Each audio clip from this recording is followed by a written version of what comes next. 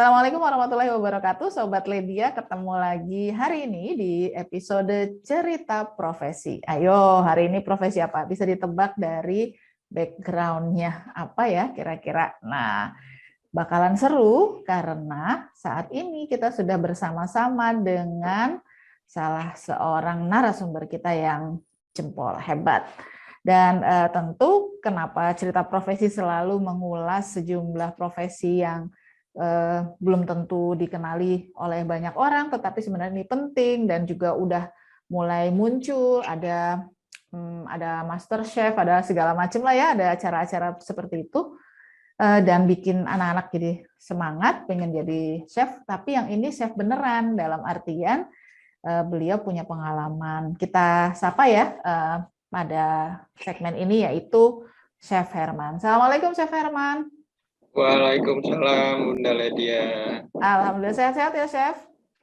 Alhamdulillah sehat Bunda. Saya jadi malu loh sama Chef Herman. Saya pakai background dapur, Chef Herman enggak. Padahal yang beneran masak yang itu ya. Chef, sekarang sibuk apa aja? Sekarang sibuk masih itu Bun, masih bantu-bantu UMKM lah. Masya Allah. UMKM tetap harus dibantuin emang sama Chef. UMKM kuliner maksudnya? Iya, khusus kuliner, khusus kuliner. Ya itulah karena kesungguhannya Chef Herman ada di bidang itu. Kalau Chef Herman mendampingi UMKM, kalau saya bagian nyobain makanannya gitu ya, kira-kira kita bagi tugasnya gitu aja ya Chef ya. Iya Bun. Jangan saya disuruh masaknya, karena bakalan nggak bisa. Tapi Chef, dari kecil emang udah kepingin jadi chef atau gimana? Sebenarnya enggak sih Bun. Kalau boleh cerita sih sebenarnya ini kebetulan gitu. Nah, awalnya dulu saya ini keluarganya cukup besar. Kami dari 7 bersaudara, saya anak kedua dari bawah. Ke-6 gitu dong. Ya. Ke-6. Nah, kakak-kakak ini jaraknya udah agak jauh lah gitu ya. Jadi biasa kalau kakak-kakak itu kan punya power lebih, tapi kalau di keluarga kami kan memang tidak menyuruh seperti itu, tapi mengangkat-ngangkat, bikinin ini dong, masakan kamu lebih enak deh, katanya gitu. Jadi ini terus gitu kan. Dibujuk ya? Dari situ. Dibujuk Wah, ilmunya tinggi tuh kakaknya. Gitu. Terus terakhir semua keluarga kami itu negeri SMA-nya gitu. Nah, kebetulan karena waktu itu mulai agak bandel nih SMP ceritanya Pun, nemnya itu pas-pasan. Jadi ke sekolah unggulan udah pasti saya nggak bisa gitu. Jadi mau nggak mau gimana caranya saya mikir cari sekolah yang negeri. Itu aja sih sebenarnya prinsipnya. Alhamdulillah waktu itu dapat sekolah negeri yang memang bagus juga saya kan tinggal di Jakarta di Pasar Baru waktu itu, sekolah kejuruan. Saya nggak tahu lah. Saya daftar SMKK di sana. Ya? Iya, SMKK. Wah, itu top gitu. Banget kan zaman itu. Iya, saya juga nggak tahu kan gitu. Nah, pilihannya waktu itu busana, tata kecantikan atau tata boga gitu kan. Oh ya udahlah, tata boga aja gitu kan. Gitu.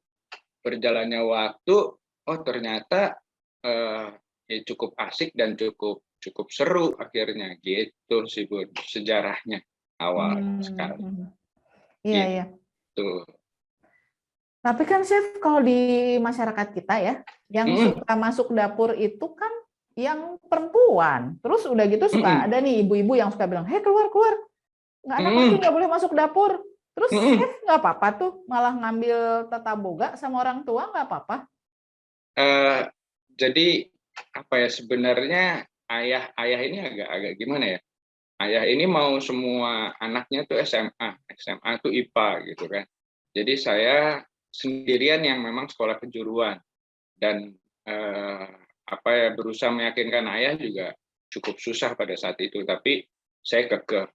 Nah, kalau pertanyaannya Bunda itu memang pada saat itu ya seperti itu Bun, gitu, agak susah. Tapi setelah berjalannya waktu ternyata juga profesi chef ini di real professionnya gitu ya, di real pekerjaannya hampir rata-rata laki-laki gitu, Bu. Kok bisa begitu ya? Sebenarnya pekerjaan chef itu sangat berat, Bu. Sangat berat sekali. Misalnya kalau kita cerita di hotel gitu ya, itu alat-alatnya juga kan besar-besar gitu ya. Jadi pancinya itu saya 170 panci-pancinya tingginya ya. Pancinya itu mungkin sekitar 1 meteran gitu atau gitu kalau memang masak banyak dan lain-lain. Dan apa ya, tenaganya juga, waktu kerjanya juga cukup panjang, berat lah. Jadi pada saat itu kalau ukuran tenaga dan lain-lainnya, khususnya di presurnya, itu kayaknya memang lebih cocok untuk laki-laki gitu. Jadi fisik ya, sebenarnya intinya sih kekuatan fisiknya gitu ya. Fisik dan mental pun. Meskipun habitnya masak secara umum biasanya perempuan, tapi ternyata dalam pekerjaan ini diperlukan kekuatan fisik gitu. Jadi Betul, jangan-jangan dulu zaman sekolah SMA, Chef Herman murid laki-laki satu-satunya enggak? Enggak juga sih. Ya? Satu angkatan itu dari berapa ya? Dari 600 kalau nggak salah ya. 600 atau 300 gitu, 10 orang laki-laki. Wow. Dari 10 itu ada yang nerusin jadi chef terus-terusan nggak sampai mereka dewasanya? Alhamdulillah dari 10-nya itu mungkin sekitar 8. Oh, tetap orang. jadi chef. Masih tetap fokus. Kayaknya kompak gitu ya? Alhamdulillah kompak. Alhamdulillah. Chef, kan tadi mula-mula milih sekolahnya udah jelas tuh. Kalau chef dari awal udah pilih ke jurusannya. Terus pekerjaan kata chef tadi agak berat. Pernah nggak sih kepikir udahan nggak usah jadi chef gitu? Gitu. Pernah nggak kepikir gitu? Sampai detik ini nggak pernah sih, Bun. Wah, alhamdulillah. Sampai detik ini nggak pernah berpikir untuk beralih profesi. Karena sisi kuliner itu kita diwajibkan terus belajar. Gitu. Jadi itu asiknya. Contohnya gini loh, Bu. Masakan Sunda, kita bicaranya Sunda, Jawa Barat ya, bukan Sunda. Masakan Jawa Barat. Misalnya masakan Bandung sama masakan Cirebon pasti beda, gitu. Itu baru satu provinsi aja, gitu ya, satu lingkup. Diluasin lagi sampai seluruh Indonesia. Wah, jadi di kuliner itu nggak akan pernah berhenti kita belajar. Jadi terus aja ada yang berkembang gitu ya? Terus berkembang sampai detik ini juga saya tidak berhenti untuk belajar. Masya Allah.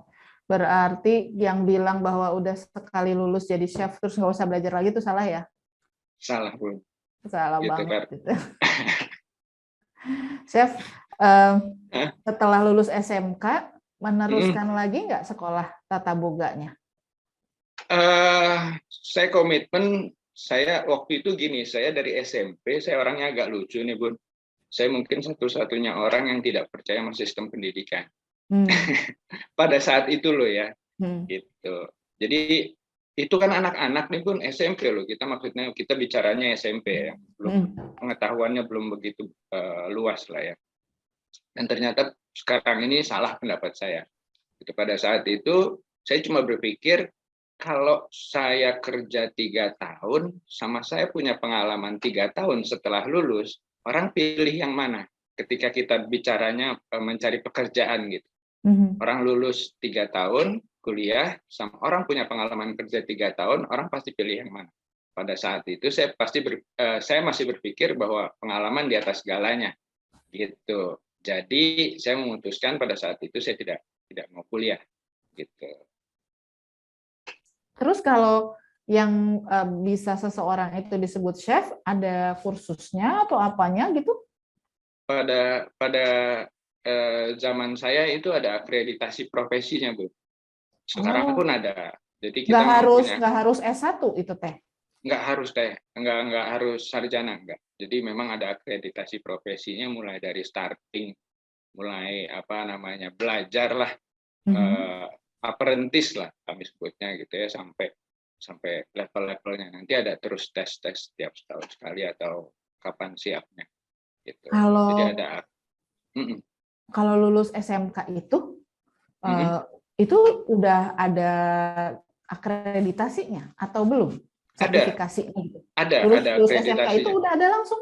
Sudah ada langsung akreditasinya. Karena memang kan Oh. nanti juga dites juga kan, gitu untuk lulusan. Ah, dia itu kalau mau akreditasi itu harus punya Mm-mm. pengalaman kerja dulu nggak, Chef?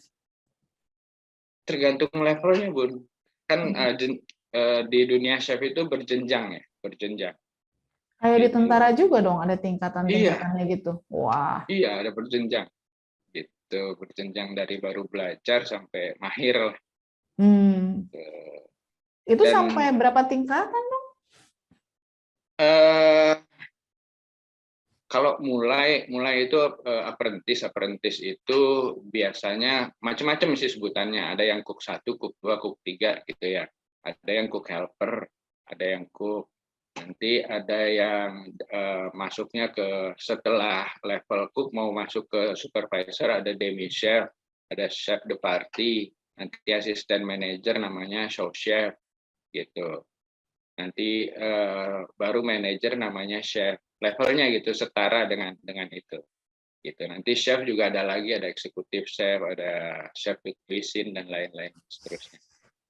Ternyata kirain teh yang penting mah bisa masak, udah aja gitu ya. Ternyata enggak ya, Chef ya. Enggak gitu sih, Bun. Dan Iya, iya. di dunia kuliner juga dibagi-bagi kan gitu. Ada ASEAN, ada kontinental, ada Eropa, ada Hmm. pastry, ada bakery, gitu. Ada garde manger, ada butcher. Oh, luar biasa. Berarti memang banyak ya. Artinya kalau mau milih, misalnya nih udah lulus SMK, jurusan tata Mm-mm, boga, terus mau mm-mm, kuliah di pariwisata, mm-mm, jurusannya tata boga. Habis mm-mm, gitu, kalau dia mau mendalami yang lebih detail-detail gitu ya, misalnya, mm-mm, saya mau pastry aja gitu, bisa ya? mm-mm. Bisa. Kalau dia pastry nggak belajar yang lain, cuman itu aja gitu. Biasanya itu aja, Bu. Biasanya itu aja. Jadi Gitu. akreditasinya juga cuma bagian itu aja. Akreditasinya hanya bagian itu aja. Ada nggak orang yang bisa pastry, dapat akreditasi, terus makanan tradisional dapat juga akreditasi, terus makanan barat gitu, ada nggak sih yang segala macam gitu? Biasanya nanti udah levelnya chef itu mereka sudah harus ada minimum requirement-nya, harus menguasai hampir semuanya gitu secara Oh, presentase gitu, hmm. Bu. Oh ya, Karena ya, ya. karena kan mereka memang harus harus memegang pucuk pimpinan dari operasional sebuah restoran atau dapur itu ya. Hmm. Kalau sekolahnya mahal nggak sih, Chef? Sekolahnya eh, mahal nggak mahal itu kan apa ya, sesuai dengan kemampuan masing-masing ya, Bun. Hmm. Cuma namanya kuliah di saat ini ya hampir dibilang ya standar lah gitu sih, Bun. Hampir rata-rata setiap kuliah kan biayanya ya segitulah, hampir sama lah. Plus sama uang prakteknya. Itu berarti keseluruhannya. Iya. Oke, nanti kita detailkan lagi tentang pendidikan chef ini, Mm-mm. terus apa aja yang dipelajari, Mm-mm. terus juga kan suka pada ngebanding-banding itu sama di film-film tuh. Nanti saya mau tanya Mm-mm. lebih dalam lagi sama chef Mm-mm. terkait dengan ini. Tapi kita break dulu, chef, Siap. dengan informasi-informasi berikut ini. Tapi boleh Iya. boleh nambah dikit nggak, Bun? Boleh, boleh dong, chef. Banyak Ah, juga ah. boleh. Nggak, intinya memang kalau mau jadi mau berprofesi sebagai chef gitu tidak harus melalui sekolah gitu. Oke. Kalau boleh dibilang juga saya kan levelnya SMA ya, Bun ya. Hmm, hmm. Gitu. Levelnya SMA. Jadi pure saya otodidak gitu. Jadi Oh. kalau boleh dibilang pure saya otodidak Hmm, hmm, gitu. hmm, hmm. Memang awalnya saya dulu terus menempuh akreditasi sampai profesi tertentu, sampai level tertentu gitu ya. Hmm, hmm, Tapi hmm. dengan yang saya tadi bilang bahwa chef itu tidak berhenti untuk belajar gitu. Hmm. Alhamdulillah gitu. Akhirnya pengetahuan terus bertambah. Ketika pengetahuan terus bertambah, kebutuhan orang akan hal itu juga ngikutin gitu. Karena Hmm, hmm, pengetahuan kita yang semakin luas hmm, gitu loh, hmm. Bu. Jadi Kata tidak kuncinya tidak harus, nggak tidak harus. harus, Oke. tidak harus gitu. Jadi kata kuncinya harus mau belajar, bukan Mau sekolah belajar, tapi bukan sekolah. belajar. Nah, gitu ya. Betul. Belajarnya bisa di luar sekolah, bisa di sekolah, di mana-mana. Tapi biarpun udah katakanlah gini, udah sekolah kulinernya udah tinggi, tapi kalau dia tidak mau belajar, maka ilmunya nggak akan berkembang gitu ya, Chef ya. Betul, betul, betul Baik, keren sekali. banget. Ya, jadi ini ya, jadi catatan ya. Pertama, kita udah dapat poinnya. Kalau mau jadi chef, harus selalu mau belajar dan berkembang, gitu ya. Oke, baiklah. Kita break dulu sebentar, nanti kita akan lanjut lagi setelah melihat informasi-informasi berikut ini.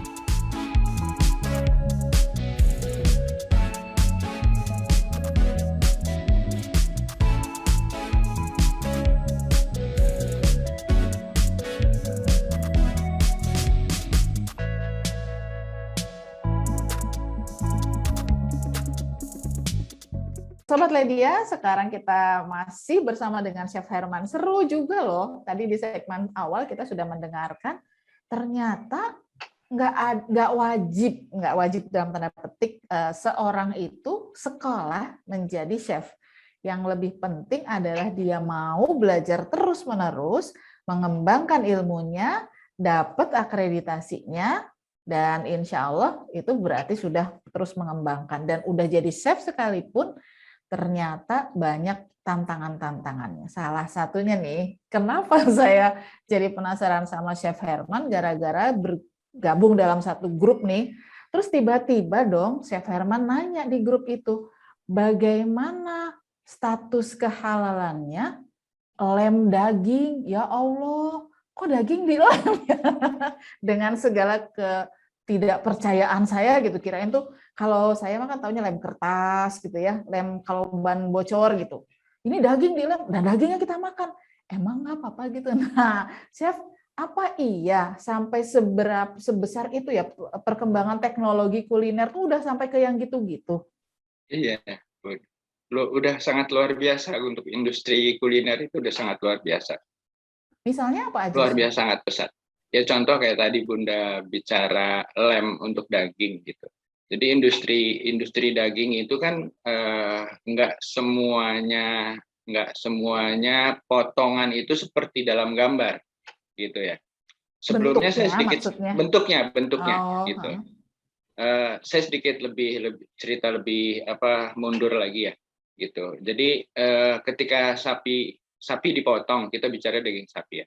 Ketika sapi dipotong itu ada dua hal lah. Ada premium cut atau premium cut itu daging yang dipotong dengan harganya yang mahal gitu ya, kayak tenderloin, sirloin, rib eye dan lain-lain gitu ya.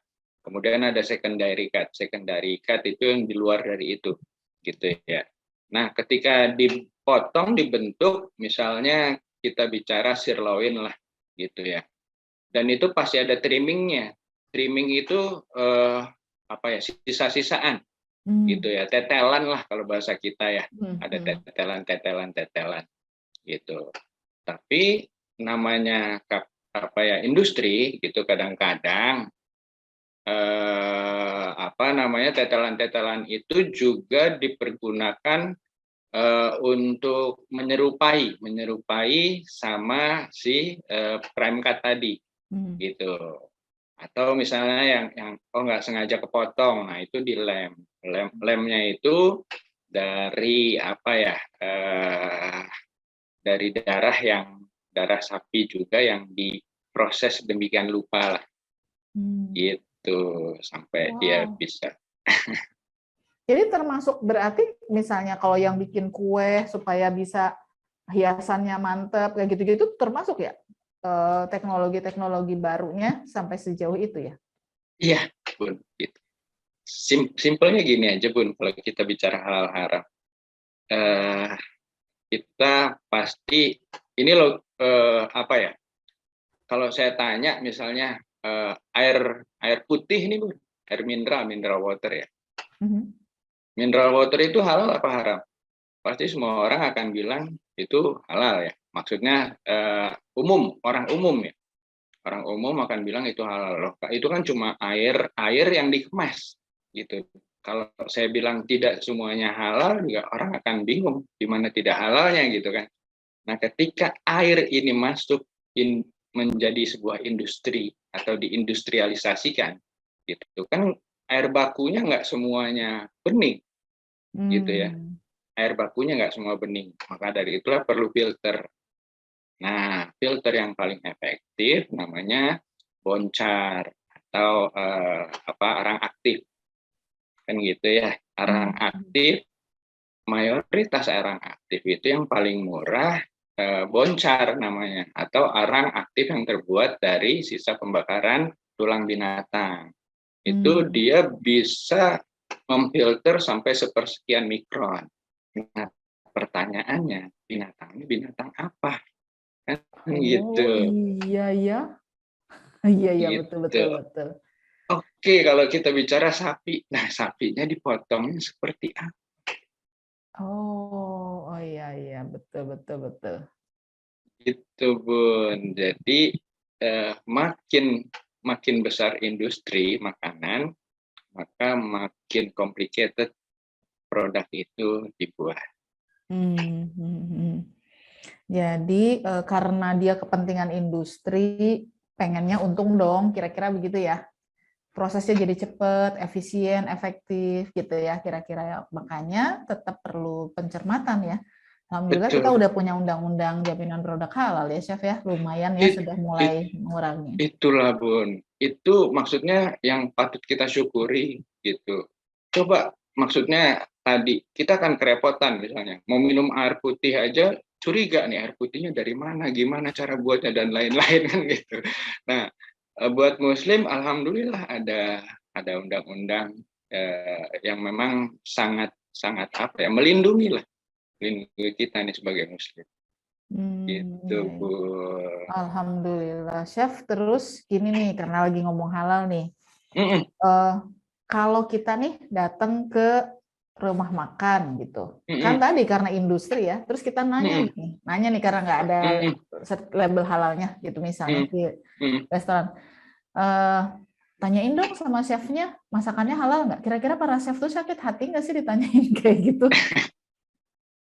Kalau awalnya iya Bu, tapi sekarang insya Allah makin berkembangnya.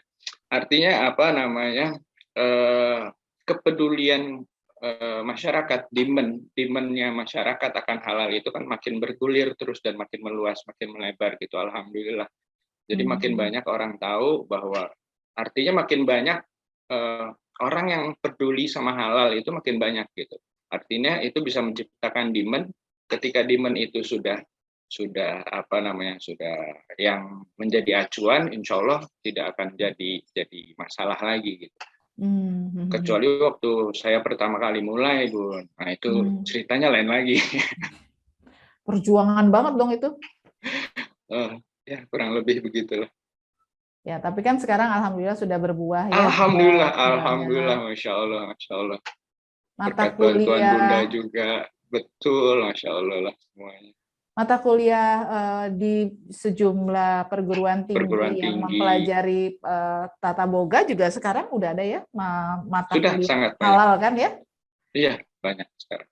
Alhamdulillah. Ya berarti kan perkembangan. Jadi sebenarnya kalau misalnya kita mau buka restoran, kalau udah ada seseorang nih Sobat Ledia misalnya udah jadi chef, itu kapan dia boleh buka restoran? Boleh nggak misalnya lulusan SMK, apa tadi apprentice gitu ya, dia baru sampai level apprentice, buka warung gitu, warung makan boleh nggak? Boleh, Bu. Boleh banget. Nggak harus tunggu jadi chef dulu baru buka?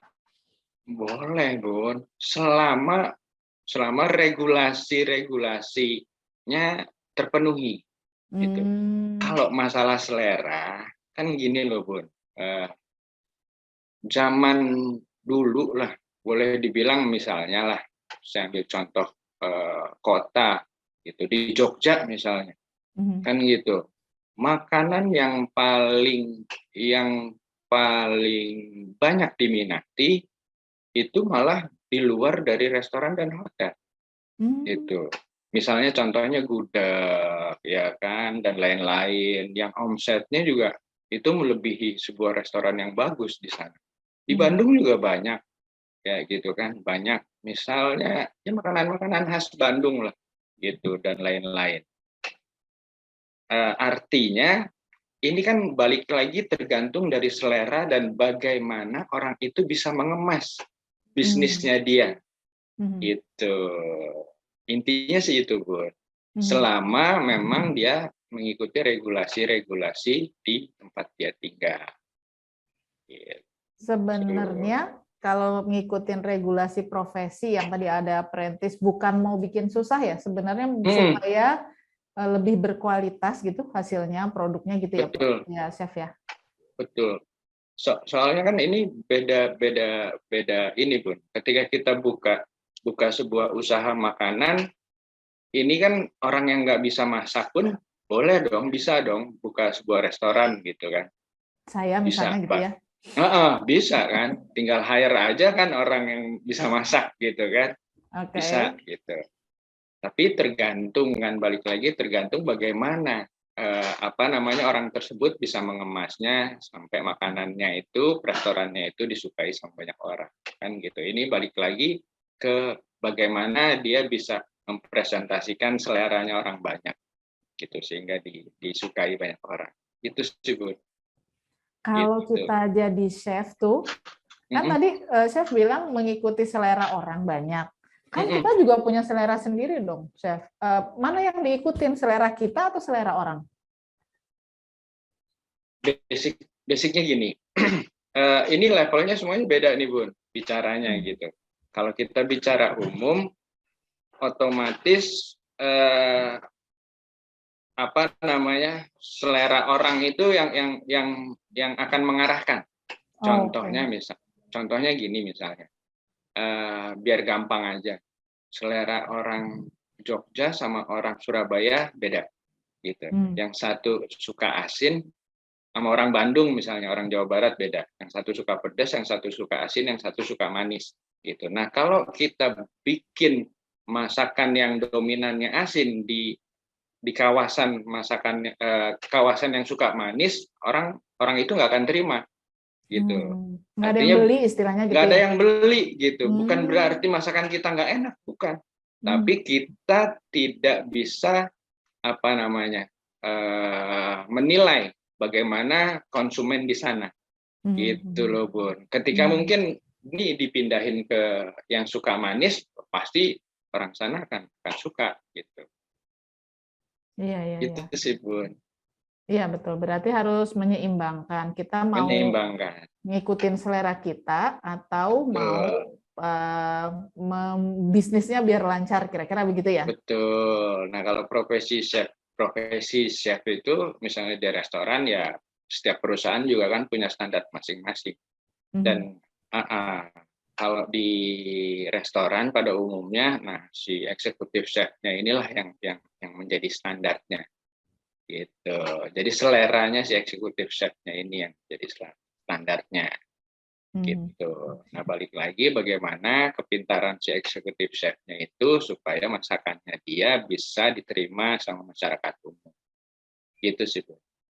Kalau sekarang nih kan di zaman medsos suka ada tuh trending gitu, makanan ini, makanan itu. Apakah kalau ada yang di zaman sekarang nih ya, apakah para chef itu harus bisa ngikutin makanan-makanan trending itu atau enggak? Basicnya sih gini, Bun. Masakan trending itu semuanya pasti punya dasarnya. Gitu. Ilmu utamanya ada dasarnya. Gitu ya. Ilmu utamanya. Jadi kalau mau bisa menciptakan masakan trending, berarti kita harus menguasai ilmunya dulu, baru kita bisa menciptakan masakan trending. Jadi masakan trending itu sebenarnya kan hanya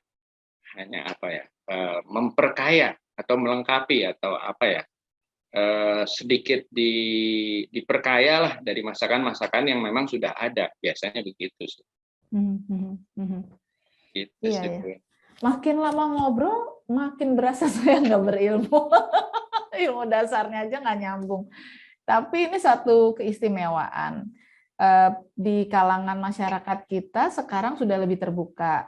Profesi, diantaranya profesi chef, ya kita bersyukur ada juga ya acara-acara TV yang melibatkan chef, sehingga anak-anak jadi pada tahu ya, gitu bahwa ada loh profesi ini dan menarik, dan bukan cuma televisi Indonesia, televisi luar negeri juga juga melakukan itu. Bahkan ada channel televisi luar negeri yang khusus travel, living and ini ya, menjadi bagian kuliner gitu ya.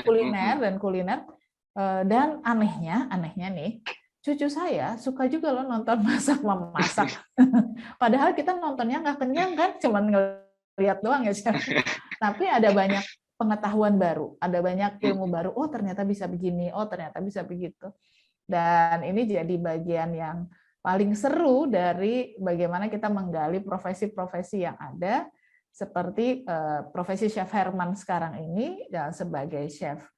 Kalau nih pertanyaan terakhir di segmen ini, kalau nggak buka restoran, chef itu mengerjakan apa aja sih, chef?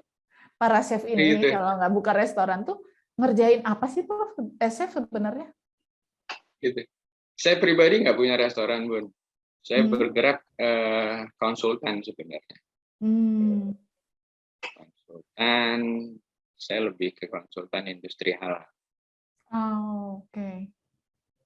Gitu, jadi Bun. bisa Dan ya. Sangat Misalnya bisa. Tapi dulu punya usaha kuliner kan, Chef? Punya usaha kuliner dulu. Gitu. Dan saya memang berkarir sampai terakhir itu saya jadi eksekutif chef di restoran Prancis di Kemang waktu itu. Nah, setelah dari situ barulah itu. Dan ternyata banyak sekali, kalau kita bicara kuliner itu banyak sekali peluang yang bisa terbuka kalau memang kita mau mendalami. Karena kuliner itu kan bahasanya luas, Bu.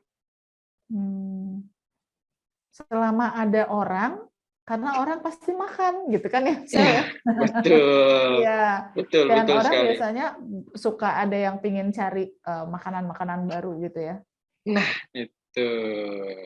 Oke, menarik sekali. Nanti, apalagi yang tukang jajan pasti akan nyari yang macam-macam.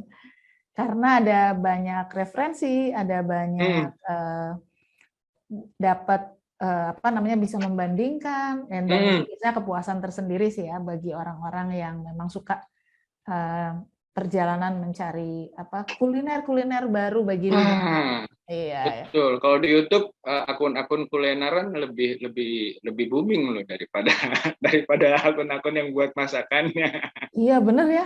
Padahal nggak kenyang juga kan itu sih. Cuma nonton aja ya, tapi seru kayaknya. Nah, makanya kita nanti akan ngobrol lebih dalam lagi di segmen ketiga dengan Chef Herman. Sobat Ledia jangan kemana-mana dulu. Kita akan lebih banyak ngobrol lagi terkait dengan pengalaman Chef Herman yang dulunya sudah menyelesaikan pendidikan dulu namanya SMKK, terus habis gitu udah akreditasi sampai eksekutif chef di restoran Prancis, habis itu sekarang jadi konsultan, terus ntar mau jadi apa lagi? Kita tunggu ya. Sampai setelah kita break berikut ini, nanti kita dengar lebih dalam lagi apa yang akan diceritakan oleh Chef Herman. Siapa tahu bisa memotivasi Sobat Ledia yang ingin jadi chef. Nanti pertanyaannya bakal begini, kalau kita masak biasa nggak enak, kira-kira bisa jadi chef nggak? Tapi kita tunggu ya sampai ntar kita segmen berikutnya. Kita break dulu sekarang.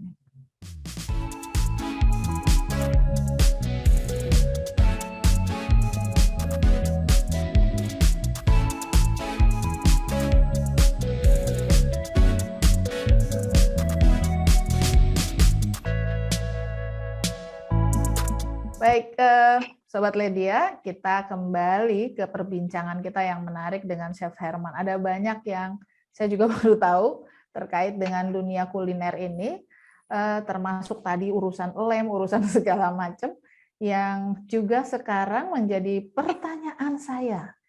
Kalau kita nggak bisa masak, bukan nggak bisa masak sih, kalau masak nggak terlalu enak gitu, bisa nggak sih kita jadi chef?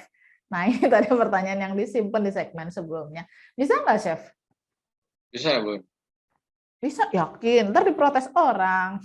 Bisa selama ngikutin standar atau resepi yang berlaku. Gitu. Jadi kalau harus kita ikut standar, oke. Jadi kalau bicaranya sebuah industri misalnya di restoran gitu, setiap restoran pasti mempunyai standar operasional prosedur atau SOP-nya masing-masing, dan itu tidak boleh menyalahi prosedur yang memang sudah disepakati sama perusahaan tersebut. Gitu. Jadi bisa masak atau tidak bisa masak, enak atau tidak enak, selama ngikutin prosedurnya semuanya pasti enak. Gitu. Atau dengan kata lain, selama ngikutin resepnya dan resepnya benar, insya Allah semuanya bisa masak. Berarti kalau dulu kan gini, kamu nggak bisa masak gitu kan, suruh belajar masak ya, zaman dulu kan orang tua kita selalu bilang gitu. Sekarang mah gini, kamu harus bisa baca gitu ya, tinggal ngikutin resepnya gitu ya. Bisa baca Iya. sama sedikit lebih detail, Bu. Gitu. Oh, detail. Apanya tuh?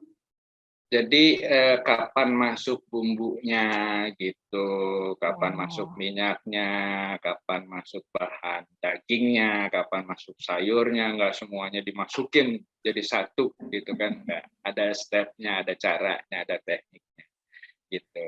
Mana yang Biasanya sih duluan, mana yang mana belakangan yang gitu ya? duluan, mana yang belakangan, berapa lama gitu. Oh. Biasanya sih kalau resepnya benar pasti detail aja. Oh, nggak bisa cuman gini, ambil sejumput garam, jumputnya siapa ya? Kalau yang tangannya gede, soalnya yang tangannya kecil beda ya. Jumputnya beda-beda. Gitu. Jumputnya, wadahnya di situ 5 cm umpamanya. Wajannya 5 cm, di rumah 10 cm kan gitu. Iya benar. Itu ya, nyocokin begitunya. Iya, berarti betul harus detail ya. Seru juga sih tapi ya kalau kayak gini. Chef, satu lagi tuh, kalau kita nonton film kartun itu yang Ratatouille itu yang si tikus bisa masak itu, kan ada tuh bapak-bapak yang ditutup mukanya tuh reviewernya restoran. Emang ada profesi itu sebenarnya? Ada, Bu. Berarti dia juga chef dulu sebelumnya? Nggak harus sih, biasanya dia lebih ke punya indera pengecapnya lebih tinggi, gitu, lebih kuat, gitu. Biasanya meskipun orang dia yang suka bukan makan, meskipun makan? dia bukan chef. Iya, biasanya hobi makan dia. Gitu. Karena rasa itu pengalaman, Bu. Taste is experience. Gitu. Kalau Jadi taste is experience, oke. Jadi makin banyak kita makanan enak, nah kita makin bisa lah menilai makanan itu enak apa enggak. Kalau makin banyak makanan nggak enak, makin tahu juga makanan nggak enak.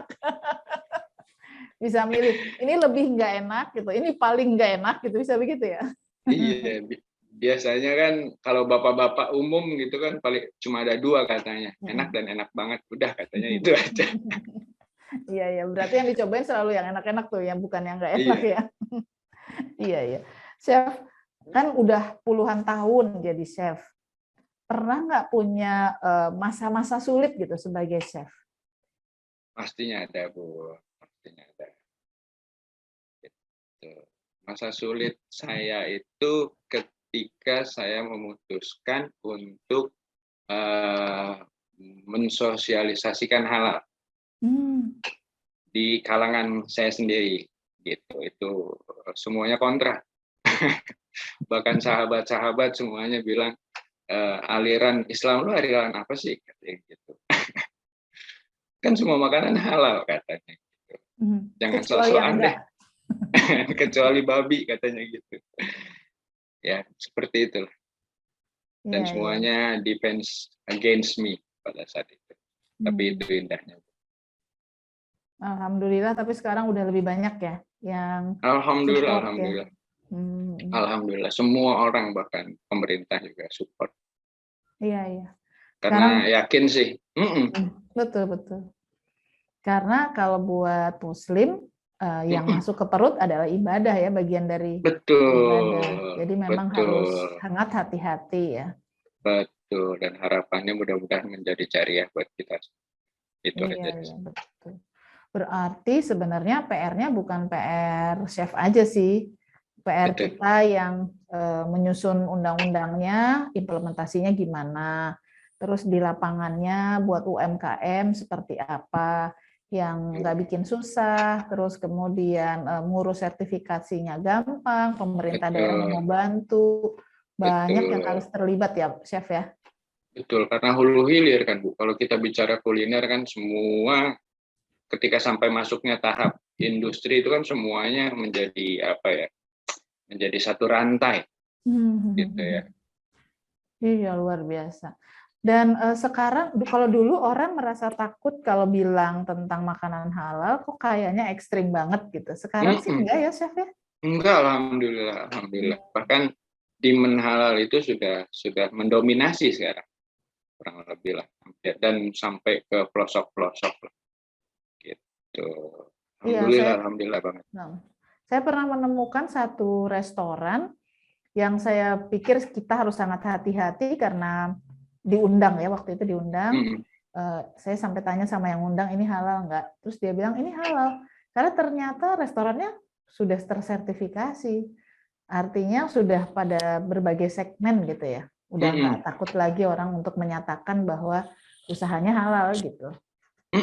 Dan bukan bahkan halal itu bisa menjadi apa ya, penarik gitu untuk konsumen sekarang ini. Alhamdulillah. Jadi nilai tambah gitu ya? Nilai tambah maksud saya, betul sekali Bu. Jadi halal ini sekarang ini menjadi nilai tambah. Jadi nggak takut dibilang sok soleh banget sih gitu ya? Alhamdulillah soleh ya. Kalau soal jahat lebih serem lagi. Iya, padahal nama saya Herman loh Bun, bukan Soleh. Bukan Soleh. Iya benar-benar. Chef Herman yang soleh. Nah itu lengkapnya. Chef, karena tadi udah banyak nih cerita-cerita ya, bagaimana Chef menjalani pendidikan, bagaimana terus dapat akreditasi, tantangan-tantangannya, perkembangan teknologi kuliner yang luar biasa, optimisme usaha kuliner nggak akan berhenti karena sepanjang masih ada manusia dan makan, gitu ya, insya Allah akan terus berkembang.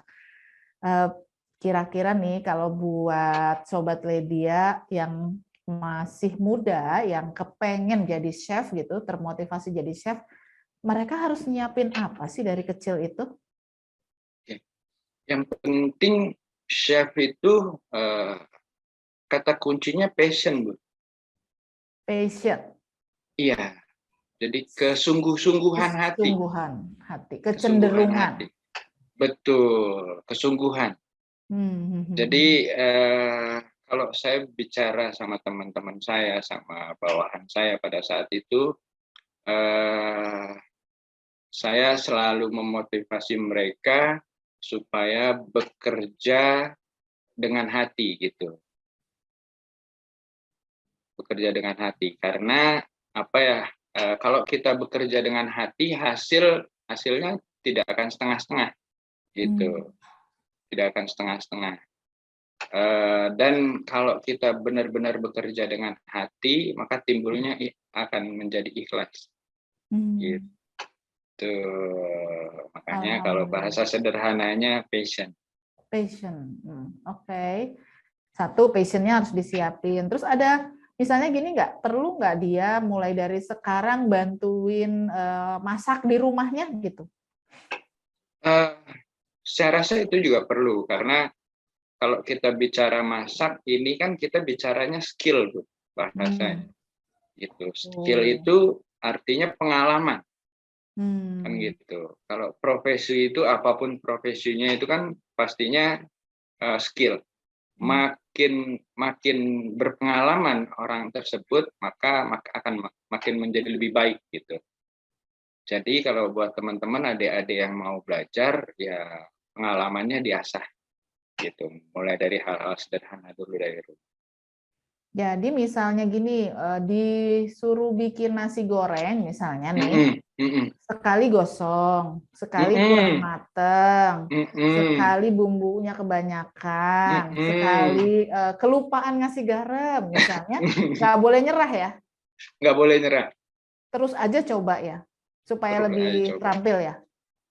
Supaya lebih terampil, betul gitu. Kalau sekali udah berhasil, juga nggak boleh berhenti kan?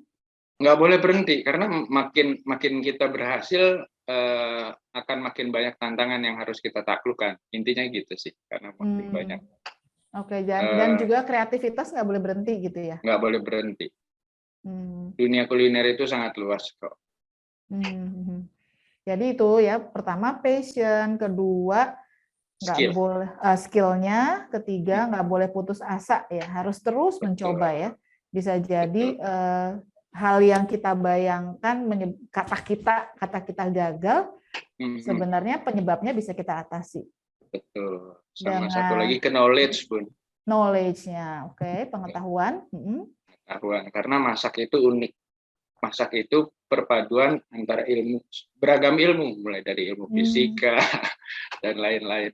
Wow, ada ilmu fisika. Padahal ada yang bilang gini, saya mau masuk tata boga biar nggak belajar fisika. Ternyata ada ilmunya juga ya. Ada, Bun. Jadi perubahan itu kan pakai reaksi Maillard, perubahan warna pada makanan gitu. Masya Allah. Oke, oke ya. Jadi Ternyata warnanya berapa coloringnya, berapa hitam, berapa pekat itu kan perlu perhitungan kalau di industri. termasuk Timingnya ngitung berapa temperaturnya gitu. itu seperti itu. Ketika kita di industri semuanya harus dihitung. Nggak bisa pakai kalkulator aja. Wah, ternyata banyak ilmu ya yang harusnya dipelajari ya. Dan semuanya memang berawal dari itu tadi, Bu. Yang penting kesungguhan hati, passion, skill-nya diasah terus, sama knowledge-nya.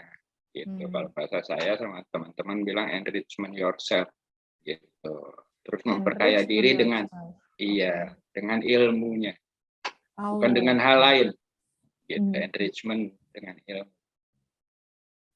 Karena bisa jadi misalnya kita menggunakan jahe.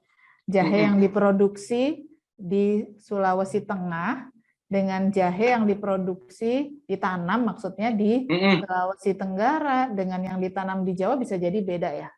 Sangat beda. Contohnya gini, Bun. Misalnya ya, santan aja. Gitu ya. Kan kalau kita bicara rendang gitu kan, utamanya santannya. Ya. Santannya ditanam di mana? Di pantai, di tengah-tengah, atau di dataran. Itu beda. Gitu. Beda sama kadar lemaknya. Gitu. Jadi kalau misalnya santan yang diproduksi di dataran, maka dia tidak akan pekat, tapi berubah jadi minyak. Gitu. Kalau pohon kelapanya ditanam di daratan tengah-tengah, itu dia akan pecah-pecah gitu. Tapi kalau santan yang di pantai dia akan pekat gitu. Nah, harganya juga beda. Usia panennya juga mempengaruhi nilai kekeringan dari si buah kelapanya juga mempengaruhi dan lain-lain. Artinya sampai ke sana gitu. Waduh, padahal biasanya ibu-ibu itu cuma datang ke tukang kelapa minta diparutin terus habis gitu nyanten ya di itu sendiri gitu. Padahal sebenarnya ada ilmunya ya, kelapa doang. Ada ilmu kelapa doang. Kelapa doang ada ilmunya, Masya Allah, luar biasa. Jadi Sobat Ledia, jangan sungkan-sungkan untuk belajar dari sekarang. Mau cari via YouTube, mau cari via buku, tapi knowledge itu penting.